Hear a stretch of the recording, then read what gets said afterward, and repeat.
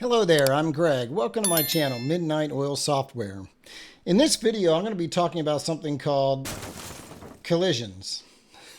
So, no matter what kind of game you're developing, you're going to be dealing with collisions of some sort. It could be a player jumping on a platform or picking up items. It could be a ship crashing with an asteroid.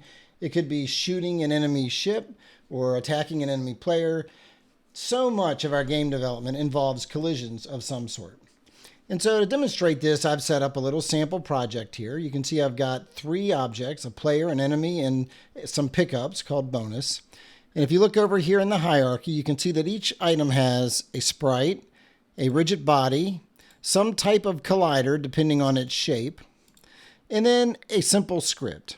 And I say it's a simple script because if you look at it, all it's got is an onCollisionEnter2D, which simply logs what it was it collided with. And so to demonstrate this, I'll hit play, and I've got my scene and my game view docked side by side here. So I can come into my scene and grab an item and move it around. And if I move it over and hit the enemy, you can see that it is colliding with the enemy. And I'm logging out here, player collided with enemy, enemy collided with player. So that's all working great. If I take the player and I collide with the pickup, you can see it's hitting it. Player collided with pickup, pickup collided with player. And then what happens if I come over and I grab the enemy and I swing him around and I hit the player? Okay, good. The enemy is hitting the player. But then what happens if he comes over and, oh no. Well, that's not good. We definitely don't want our enemy to be stealing our player's bonus items. So when I first started doing Unity game development, what I probably would have done to address this is gone into the enemy script, gone into his onCollisionEnter2D method, and done something like this. If collision.collider.name equals player, and then I would have handled the collision. Or if I wanted to be a little more sophisticated, maybe I would have tagged the player and I would come in here and I would compare the tag of the collider with the player tag. So this way I'm only going to handle collisions that I care about and I'm going to ignore ones I don't. Now the issue with this, of course, is the physics engine is still causing collisions between items that have no business colliding with one another. And I can ignore them in here, but this method is still getting called every time it collides with anything, whether it's something I care about or not. And so I thought about this and I thought, there's a better way.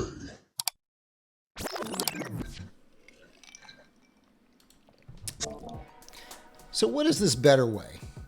Well, quite simply, we're going to use something called layers. And I want you to pay very, very close attention because this is extremely complicated. No, actually, this is extremely simple. If you look at these guys, you're going to see that they're all on the one default layer. So they're all on the same layer and it's the default layer. And because they're all on the same layer, they're all going to collide with each other. So if we want them to differentiate and only collide with things they care about, we can put them on different layers. And the way you do that is you go into this layer dropdown, you say add layer, look for a blank spot, and add your layer. Now I'm going to add a layer for each type. It's up to you how you want to organize your layers. It might make sense for you to group some things together on the same layer.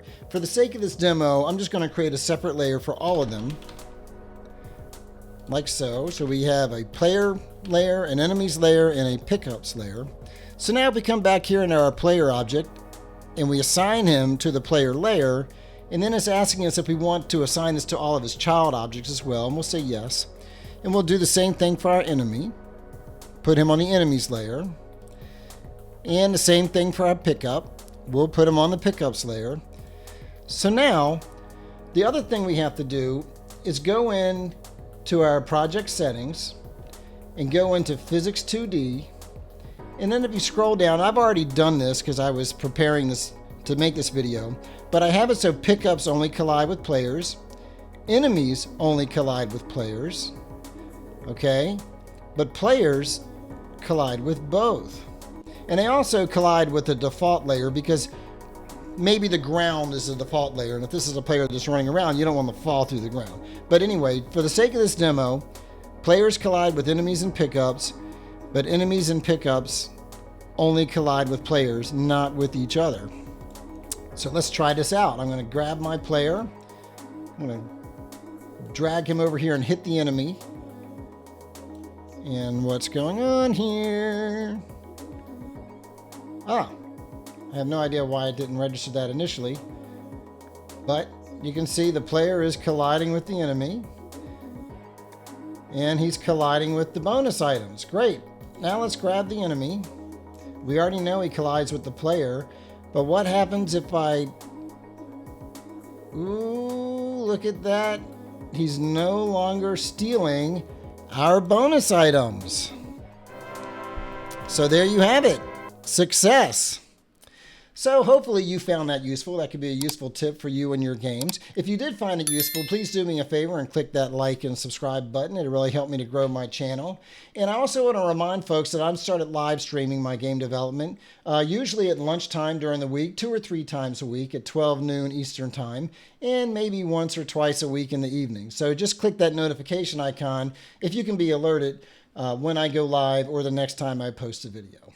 So anyway, thanks so much for watching, and I really hope you all come back and visit my channel again.